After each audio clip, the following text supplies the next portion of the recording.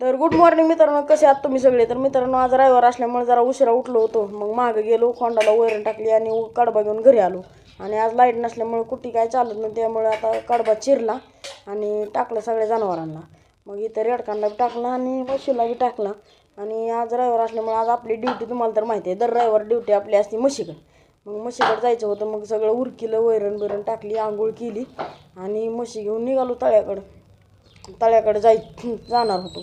आणि ही बघा, तळ्यावर आलो तर ही सगळी गाय धुत होती. मग ही आपल्या म्हशी त्यात बसल्या होत्या आणि बाकीचं वातावरण कडक झालं होतं. मग म्हणलं आपला पिसून एखादा घ्यावा म्हणून आपल्याकडे कॅमेरा वळवला. ती बघा शांत म्हशी खात होत्या, गाई खात होत्या.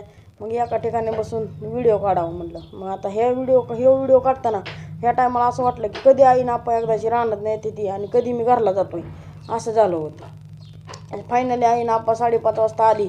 मग मी घरी आलो.